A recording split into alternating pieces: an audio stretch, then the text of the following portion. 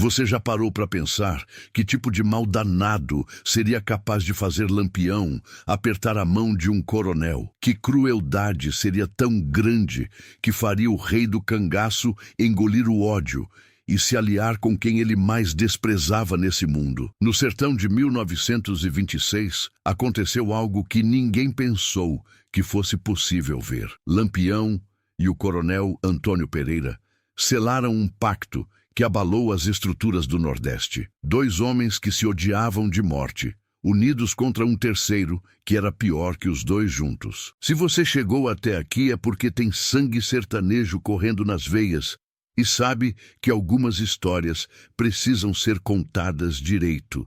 Então, deixa esse like aí, compartilha com quem também tem orgulho das nossas raízes, comenta qual foi a aliança mais improvável que você já viu na vida e se inscreve no canal para não perder nenhum causo desses que fizeram a história do nosso Brasil profundo. A história que vou contar hoje mostra que quando a injustiça aperta demais, até o diabo faz acordo com quem precisa. E às vezes, para expulsar um demônio maior, é preciso dois menores trabalhando juntos. Era o ano de 1926, quando o sertão conheceu o significado da palavra terror, encarnada num homem só. Joaquim Antônio, que se autodenominava o Senhor Absoluto do Vale, não era coronel por herança nem por trabalho. Era senhor da morte por prazer puro e simples. Diferente dos outros coronéis, que pelo menos tinham algum código, alguma linha que não passavam quando se tratava de matar, Joaquim era cruel por diversão. Não matava por negócio, por terra ou por gado. Matava porque gostava de ver o medo nos olhos dos outros. Era um homem que havia perdido a alma em algum lugar do caminho e agora vagava pelo sertão, espalhando uma maldade que nem o sol escaldante conseguia secar do coração humano. O Vale do São Francisco tremia só de ouvir o nome dele sendo pronunciado pelos viajantes que chegavam das estradas empoeiradas. Joaquim havia construído um império baseado no terror absoluto, no medo que congelava o sangue nas veias. Suas terras se estendiam por léguas e léguas, mas não eram as cercas de arame que definiam suas fronteiras reais. Era o medo. Um medo tão grande que funcionava como uma cerca invisível ao redor de tudo que ele considerava seu por direito divino da força bruta. Os métodos de Joaquim ultrapassavam qualquer limite conhecido no sertão, mesmo numa terra onde a violência era moeda corrente. Ele não apenas matava seus inimigos de forma rápida e limpa, destruía famílias inteiras, por gerações, como quem arranca a erva daninha pela raiz. Se um homem o desrespeitava ou ousava questionar suas ordens, Joaquim mandava matar não só ele, mas os filhos, os netos, os sobrinhos. Dizia que queria cortar o mal pela raiz, para que nenhum descendente viesse cobrar vingança no futuro. Numa lógica cruel que fazia até os homens mais duros do sertão estremecerem. As histórias sobre sua crueldade corriam pelo sertão como rastilho de pólvora seca, espalhando terror por onde passavam. Contavam que ele mantinha uma prisão particular, onde torturava pessoas por meses antes de dar o golpe final, prolongando o sofrimento como quem degusta um vinho fino. Seus jagunços eram escolhidos não pela pontaria ou pela coragem, mas pela capacidade de fazer sofrer sem pressa. O homem havia transformado a violência numa arte macabra, numa dança diabólica da dor. Mas o que fez o sangue de todo o sertão ferver de raiva foi o que aconteceu na vila de São Bento, numa manhã ensolarada de domingo. Uma festa de casamento estava acontecendo, crianças brincavam na praça entre risos e correrias, velhos conversavam na sombra das árvores sobre os tempos passados. Joaquim chegou com seus homens numa tarde de sábado e disse que aquelas terras agora eram dele por direito de conquista. Quando o padre tentou argumentar que ali era a terra da igreja, consagrada por gerações de fiéis, Joaquim mandou seus jagunços queimarem a capela com o padre dentro, transformando o lugar sagrado numa fogueira do inferno. Não satisfeito com essa blasfêmia, ordenou que todas as famílias da vila se reunissem na praça central. Ali, na frente de todos, Começou a escolher quem viveria e quem morreria, como se fosse um jogo perverso de dados com vidas humanas. Separou maridos de esposas, pais de filhos, crianças de avós. Os que foram escolhidos para viver teriam que trabalhar como escravos em suas terras pelo resto de suas vidas. Os outros serviriam de exemplo para quem ousasse desafiar sua autoridade no futuro. Naquele domingo amaldiçoado, São Bento deixou de existir para sempre. Não restou pedra sobre pedra, não restou alma viva para contar a história. Joaquim havia apagado uma comunidade inteira do mapa só para mostrar que podia fazer isso quando bem entendesse. A notícia chegou aos ouvidos de Lampião como um punhal no peito. Por mais que o rei do cangaço fosse temido pelos 4 cantos do Nordeste, por mais que seus métodos fossem duros como a pedra da caatinga, ele tinha um código sagrado. Não matava inocentes sem motivo justo. Não destruía famílias por prazer. Não queimava igrejas com padres dentro como se fossem lenha comum. Do outro lado do sertão, o coronel Antônio Pereira recebia a mesma notícia com igual revolta correndo pelas veias. Pereira era um coronel à moda antiga, duro mas justo, dentro de sua própria lógica de poder. Controlava suas terras com punho de ferro, mas respeitava as tradições, a igreja, as famílias que viviam sob sua proteção há décadas. A rivalidade entre Lampião e Pereira vinha de longe, de anos de confrontos e desafios mútuos. Tinham se enfrentado várias vezes ao longo dos anos numa dança mortal de predadores. Pereira controlava as terras com autoridade militar. Lampião dominava os caminhos com astúcia de guerrilheiro. Eram como 2 reis disputando o mesmo reino. 2 predadores dividindo o mesmo território numa guerra fria que nunca terminava. Foi então que aconteceu algo inédito na história do cangaço. Lampião, o homem que nunca se curvava diante de ninguém, mandou um recado para o coronel Pereira através de um mensageiro de confiança. O lugar escolhido para o encontro não podia ser mais simbólico. A capela abandonada de Santa Rita, que ficava bem na divisa entre os domínios de Lampião e as terras do coronel Pereira.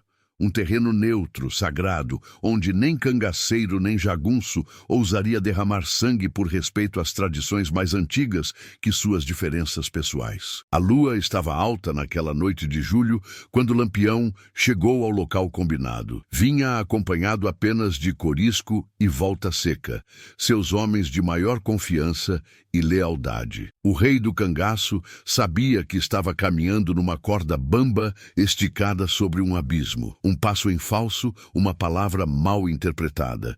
E aquilo podia virar um massacre de ambos os lados, que encharcaria de sangue o chão sagrado. Do lado oposto da capela meio em ruínas, o coronel Pereira se aproximava com igual cautela, cada passo medido, como quem atravessa um campo minado.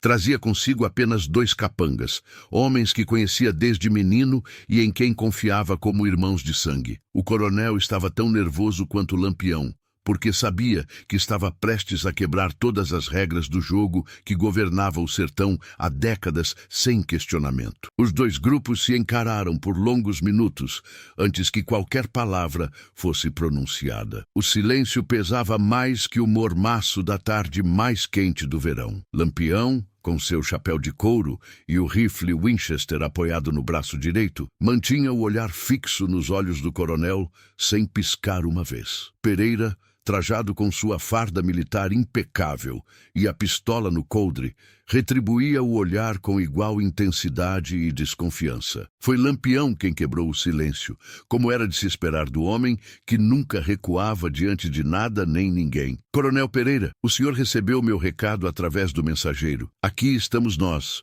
2 homens que se respeitam o suficiente para se odiarem direito, frente a frente, numa situação que nunca pensei que fosse viver. Coronel assentiu com a cabeça lentamente, mas não baixou a guarda nem por um segundo. Lampião, em toda a minha vida de soldado e fazendeiro, nunca pensei que fosse sentar numa mesa com você sem ser para decidir qual dos 2 sairia vivo desse encontro. Mas esse Joaquim Antônio conseguiu fazer o impossível, nos colocar do mesmo lado da balança da justiça. A tensão no ar era cortante como lâmina de punhal recém-afiada. Corisco, mantinha a mão próxima ao gatilho, assim como os capangas de Pereira faziam com suas armas. Qualquer movimento brusco, qualquer palavra mal interpretada, e aquela tentativa de aliança se transformaria num banho de sangue que encharcaria o chão sagrado da capela com o vermelho da morte. Lampião deu um passo à frente,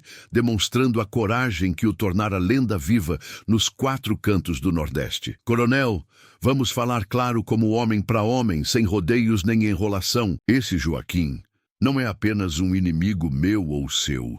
Ele é inimigo do próprio sertão, da própria vida. O que ele fez em São Bento foi uma covardia que nem o diabo aprovaria nos seus dias mais cruéis. Pereira concordou, mas sem baixar a guarda nem relaxar a postura militar. Lampião, você e eu sabemos que somos adversários por natureza, por destino. Você vive fora da lei, eu represento a ordem estabelecida. Mas existe uma linha que homem nenhum deve cruzar.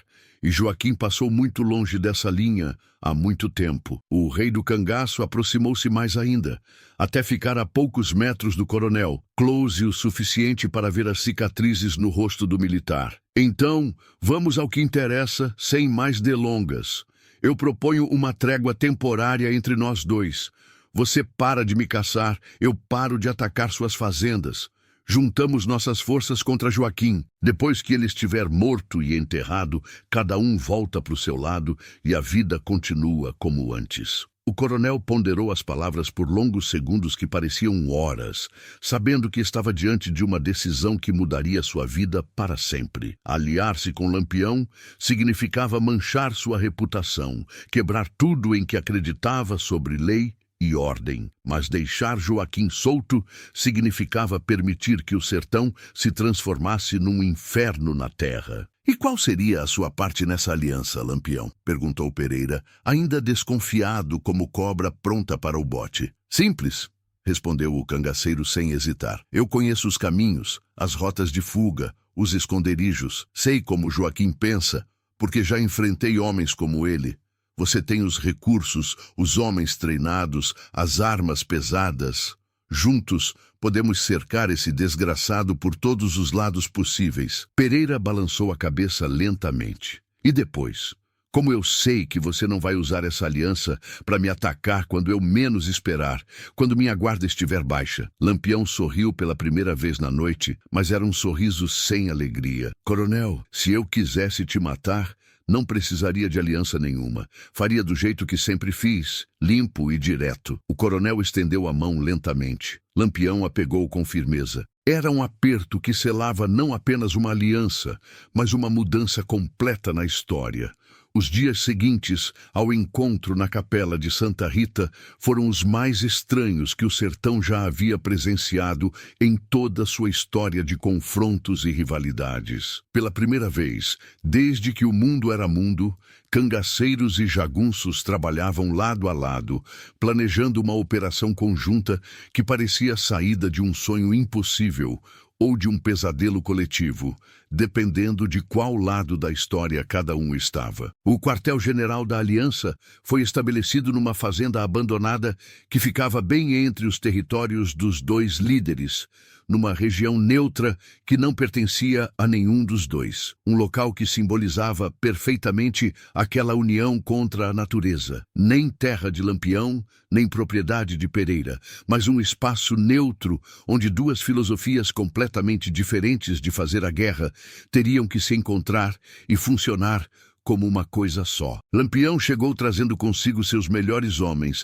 a nata do cangaço. Corisco com sua fúria controlada, Volta Seca com sua pontaria certeira, Zé Baiano com sua experiência de combate, Sabino com seu conhecimento dos caminhos e mais uma dúzia de cangaceiros experientes que haviam provado seu valor em dezenas de confrontos. Cada um era especialista numa arte diferente da guerra. Alguns eram mestres na guerrilha silenciosa. Outros conheciam cada trilha da caatinga como a palma da mão calejada. Alguns eram atiradores certeiros que não erravam nem na escuridão mais fechada da noite sem lua. Do lado do coronel Pereira vieram os jagunços mais temidos e respeitados da região. Antônio Ferreira, conhecido em toda a redondeza como Mão de Ferro, pela sua habilidade com qualquer tipo de arma. João Brabo, expert em explosivos que sabia fazer pólvora cantar como música. Severino Couro de Boi, que planejava emboscadas como ninguém mais no sertão. Eram homens acostumados às batalhas abertas, aos confrontos diretos face a face, ao uso de armas pesadas e táticas militares aprendidas em quartéis e campos de batalha oficiais. O primeiro desafio que enfrentaram foi fazer esses dois grupos completamente diferentes conversarem sem se matarem. Cangaceiros desconfiavam profundamente de jagunços, achando-os lentos demais e previsíveis como relógio quebrado. Jagunços viam os cangaceiros como bagunceiros sem disciplina, sem ordem, sem respeito pela hierarquia militar. As primeiras reuniões foram tensas como corda de viola afinada demais, com cada lado defendendo seus métodos como os únicos realmente eficazes para resolver problemas no sertão. Foi Lampião quem tomou a frente para quebrar o gelo que havia se formado entre os grupos. Pessoal, vou falar uma vez só e não quero ter que repetir. Esquece quem é cangaceiro e quem é jagunço nessa história. Agora somos todos soldados numa guerra santa contra um demônio que precisa voltar para o inferno, de onde nunca deveria ter saído. Pereira complementou a fala com sua autoridade militar natural. Homens, cada um de vocês foi escolhido a dedo porque é o melhor no que faz, seja lá o que for. Agora, vamos juntar essas habilidades todas numa estratégia única que Joaquim Antônio não vai conseguir prever, entender, nem escapar quando chegar a hora da verdade. A primeira etapa do planejamento foi mapear completamente todo o território controlado por Joaquim. Cada palmo de terra, cada estrada, cada trilha. Lampião contribuiu com seu conhecimento enciclopédico dos caminhos secretos, das rotas de fuga que só quem vivia na Caatinga conhecia, dos pontos estratégicos onde era possível se esconder ou fazer emboscadas mortais. Pereira trouxe mapas detalhados, desenhados por cartógrafos militares, informações precisas sobre as fortificações do inimigo coletadas por espiões infiltrados, números exatos de homens e armamentos que Joaquim mantinha em seu território. Descobriram, através dessa combinação de conhecimentos, que Joaquim havia transformado sua fazenda principal numa verdadeira fortaleza medieval adaptada para os tempos modernos. Muros altos construídos com pedras da região, torres de vigia estrategicamente posicionadas, fossos disfarçados cheios de estacas afiadas, armadilhas mortais espalhadas por todos os acessos possíveis. Tinha cerca de 80 homens bem armados e treinados para matar sem hesitação, além de uma artilharia pesada que incluía até um canhão pequeno roubado de uma base do exército durante uma emboscada. A estratégia que elaboraram durante dias de reuniões intensas foi genial em sua simplicidade e terrível em sua eficácia calculada. Combinariam o melhor dos dois mundos completamente opostos: a mobilidade natural e a astúcia sertaneja dos cangaceiros, com a força bruta organizada e a disciplina militar rigorosa dos jagunços de Pereira. Se você está curtindo essa história incrível de como inimigos se uniram contra um mal maior, deixa esse like aí para fortalecer o canal. Compartilha com quem também valoriza as histórias reais do nosso sertão. Comenta qual foi a união mais surpreendente que você já presenciou na vida.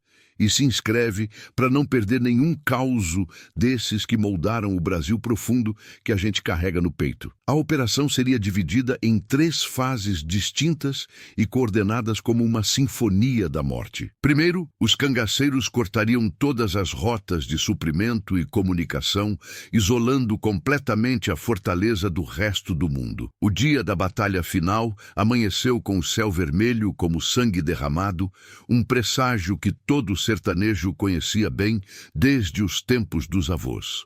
O vento soprava forte pela caatinga ressecada, levantando a poeira fina, que logo se misturaria com o cheiro acre de pólvora queimada e a fumaça densa dos tiros de rifle ecoando pelos vales secos. Às 5 da manhã, quando o sol ainda era apenas uma promessa dourada no horizonte distante, a operação começou com a precisão de um relógio suíço. Os cangaceiros de Lampião se espalharam pela região como fantasmas da Caatinga, sombras silenciosas que conheciam cada pedra, cada árvore, cada buraco onde era possível se esconder dos olhos inimigos. Corisco e sua turma de guerreiros atacaram primeiro a estrada principal, onde um comboio de suprimentos se dirigia para a fazenda fortificada de Joaquim, como todas as manhãs há meses. Foram apenas 15 minutos de tiroteio intenso, balas assobiando pelo ar como abelhas furiosas. Quando a fumaça acre finalmente se dissipou levada pelo vento matinal,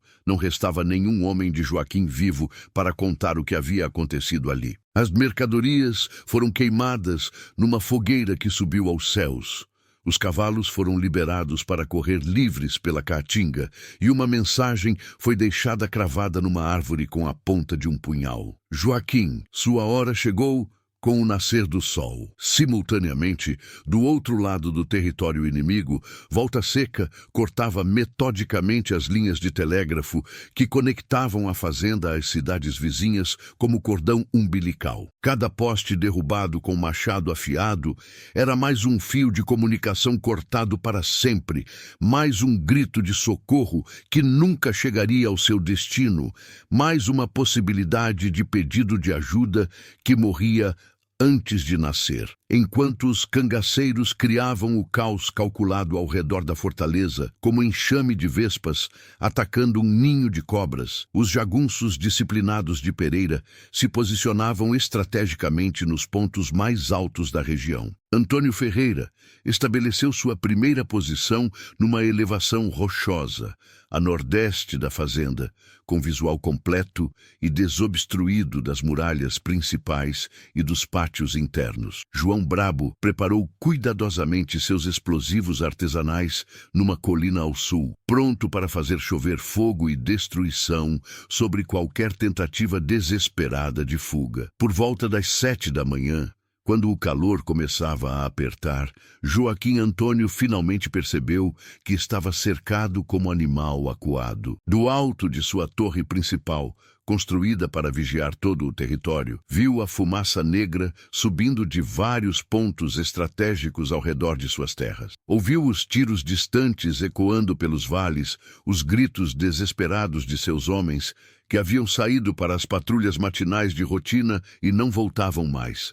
"Preparem todas as defesas", gritou para seus capangas com a voz rouca de nervosismo. "Alguém teve coragem de atacar meu território. Vão descobrir o que acontece com quem mexe comigo." Mas Joaquim ainda não sabia com quem estava lidando naquele dia amaldiçoado. Achava que era apenas mais um grupo de bandidos oportunistas tentando a sorte contra suas fortificações consideradas impenetráveis. Não imaginava nem nos seus piores pesadelos que estava enfrentando a aliança mais poderosa e coordenada que o sertão já havia presenciado em toda a sua história sangrenta. A primeira investida real e coordenada veio ao meio-dia, quando o sol castigava mais forte e impiedoso. Lampião apareceu sozinho numa colina próxima à entrada principal da fazenda, bem no alcance calculado dos rifles dos defensores postados nas muralhas. Era uma provocação milimetricamente calculada, um convite aberto para o erro fatal que ele sabia que viria. Joaquim ordenou imediatamente que seus melhores atiradores concentrassem todo o fogo disponível no rei do cangaço solitário. Mais de 20 rifles dispararam simultaneamente contra a figura imóvel na colina, criando uma nuvem de fumaça que cobriu toda a área como névoa densa. Mas quando a fumaça finalmente se dissipou, levada pelo vento quente, Lampião havia sumido como se nunca tivesse estado ali, como se fosse apenas uma miragem do deserto. Foi nesse exato momento que o verdadeiro ataque coordenado começou com toda a sua fúria planejada. Enquanto todos os defensores concentrados olhavam fixamente para a colina, onde Lampião havia aparecido como uma aparição, Corisco e Zé Baiano escalavam silenciosamente a muralha sul com a agilidade natural de gatos da caatinga, acostumados a subir em qualquer superfície. Ao mesmo tempo, Volta Seca e Sabino atacavam simultaneamente a porta dos fundos, aproveitando que a maioria esmagadora dos homens havia corrido para a frente da fortaleza, atraídos pela provocação calculada. O som ensurdecedor dos tiros explodiu por todos os lados ao mesmo tempo, criando uma sinfonia mortal de guerra. Os homens de Joaquim, acostumados há anos a atacar pessoas indefesas e aterrorizar comunidades pacíficas, se viram cercados por todos os flancos possíveis, sem saber de onde exatamente vinham os disparos certeiros, nem quantos inimigos experientes estavam realmente enfrentando naquele inferno. "É uma emboscada coordenada!" gritou um dos capangas de Joaquim com desespero na voz. "Estamos cercados por todos os lados. Não tem saída." Mas o pior ainda estava por vir para os defensores em pânico. No exato momento em que os cangaceiros criavam toda aquela confusão mortal dentro da fortaleza, os jagunços disciplinados de Pereira entraram em ação com precisão militar. O coronel havia esperado pacientemente que seus novos aliados cumprissem sua parte do plano elaborado. João Brabo acendeu o estopim do primeiro explosivo. A explosão ecoou pela caatinga como o trovão de uma tempestade apocalíptica, abrindo uma brecha enorme na muralha oeste. Severino Couro de Boi e seus homens avançaram pela abertura como uma avalanche humana imparável, rifles cuspindo fogo e morte, gritos de guerra ecoando pelos pátios da fazenda, transformada em campo de batalha. O silêncio que se seguiu à batalha era mais pesado que o chumbo das balas que ainda fumegavam, espalhadas pelo chão encharcado de sangue. Lampião e o coronel Pereira se encontraram no pátio central da fazenda, completamente destruída, onde Joaquim Antônio aguardava amarrado como um animal, finalmente derrotado depois de anos espalhando terror pelo sertão. O homem que se achava senhor absoluto do vale e da vida de todos ao redor, agora não passava de um farrapo humano tremendo de medo. O terror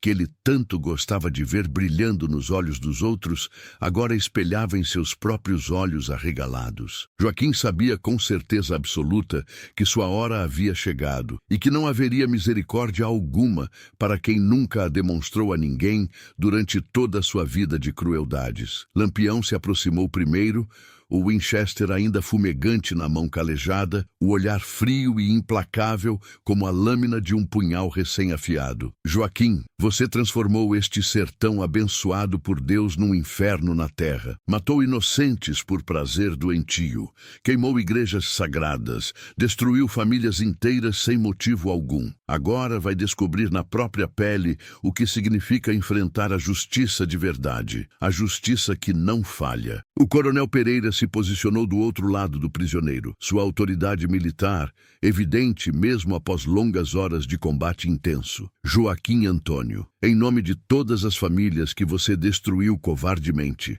de todas as vidas inocentes que ceifou sem motivo justo, de todas as lágrimas que fez derramar, eu te condeno à morte sem apelação possível." Mas antes da execução final que todos esperavam, Lampião fez algo que ninguém estava esperando presenciar. Virou-se lentamente para Pereira e estendeu a mão direita com respeito genuíno. "Coronel, foi uma honra verdadeira lutar ao seu lado nessa guerra justa. O senhor provou ser um homem de palavra sagrada e um guerreiro digno de todo o respeito que existe no sertão." Pereira apertou a mão de Lampião com firmeza sincera, sem hesitação. "Lampião, hoje aprendi uma lição que levarei para o túmulo. Um homem pode estar fora da lei dos homens, mas dentro da lei de Deus e da honra. Você provou ser um aliado mais leal que muitos que se dizem homens de bem. Foi Corisco quem executou Joaquim Antônio com um tiro certeiro bem no meio da testa. Rápido,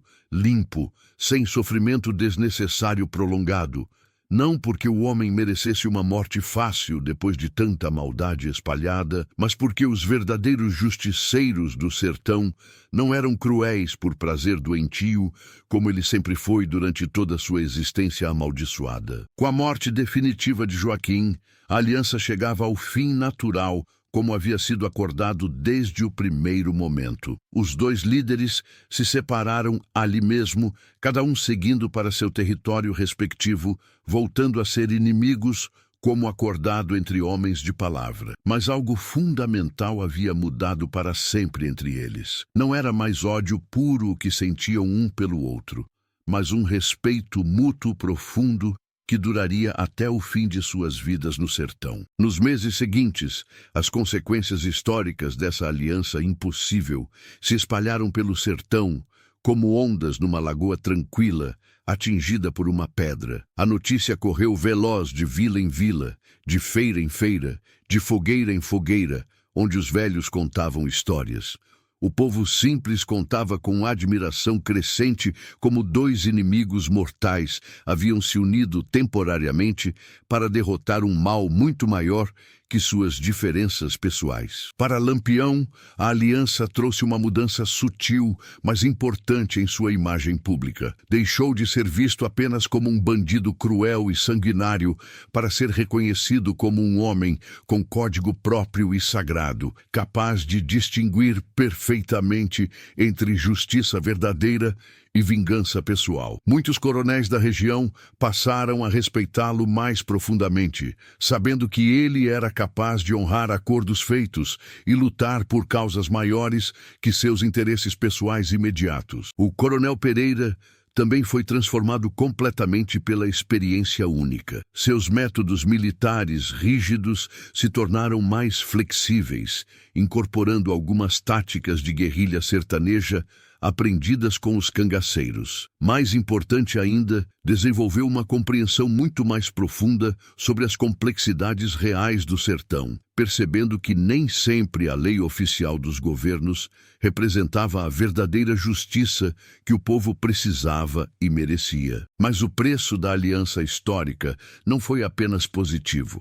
Ambos os líderes enfrentaram questionamentos sérios dentro de seus próprios grupos. Alguns cangaceiros criticaram Lampião duramente por ter se aliado temporariamente com um representante oficial do sistema opressor que eles combatiam há décadas.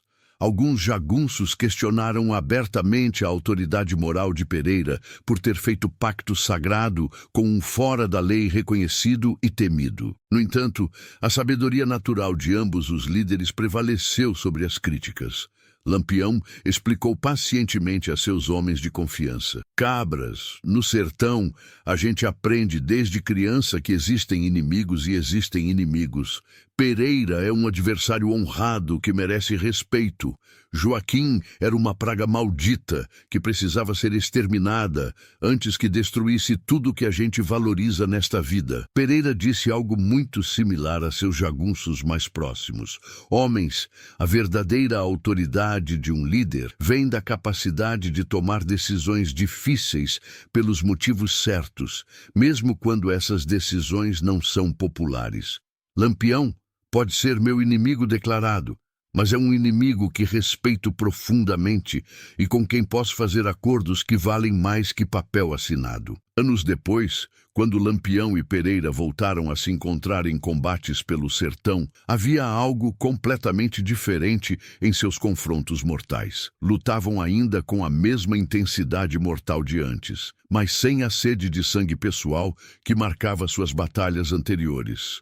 Era quase como um jogo de xadrez entre dois mestres do tabuleiro, onde cada um respeitava profundamente a habilidade estratégica do outro. A história da aliança impossível se tornou rapidamente uma das lendas mais contadas e recontadas em todo o sertão nordestino. Pais narravam para filhos ao pé do fogo, avós para netos durante as noites estreladas, sempre com a mesma moral cristalina. Quando existe um mal maior, ameaçando tudo que você valoriza na vida, até os piores inimigos podem e devem se tornar aliados temporários pela causa da justiça. E é assim que termina um dos causos mais extraordinários e impressionantes da história inteira do cangaço brasileiro. Uma lição eterna sobre como a verdadeira liderança às vezes exige que deixemos de lado nossos orgulhos pessoais e nossas diferenças em nome de uma causa muito maior que nossas brigas particulares. Lampião e Pereira provaram para todo o sertão que acima das leis feitas pelos homens poderosos existe uma lei muito mais antiga e sagrada. A lei da justiça verdadeira, que nasce no coração dos homens de bem. E quando essa lei suprema é ameaçada por forças do mal, homens de honra se unem sem hesitar, independentemente de que lado da cerca moral estejam no dia a dia de suas vidas. Se você chegou até aqui, é porque tem sangue sertanejo correndo nas veias e entende o valor imenso dessas histórias que moldaram nossa terra. Então, deixa esse like aí para fortalecer o canal. Compartilha com quem precisa conhecer as verdadeiras lendas do nosso Brasil profundo. Comenta aí embaixo qual foi a lição mais importante que você tirou dessa aliança impossível entre dois inimigos. E se inscreve no canal para não perder nenhum causo desses que moldaram para sempre a alma do povo brasileiro. Porque no fim das contas, companheiro de jornada, é assim mesmo que as grandes histórias se mantêm vivas através dos séculos, sendo contadas de geração em geração com respeito e emoção. Lembrando que mesmo nos tempos mais sombrios e difíceis, a honra verdadeira e a justiça divina podem prevalecer quando homens corajosos decidem lutar unidos pelo que é certo aos olhos de Deus. E essa é a lenda eterna da aliança proibida que uniu temporariamente Lampião e um coronel contra o mal absoluto que ameaçava destruir completamente o sertão que eles amavam, cada um à sua maneira particular.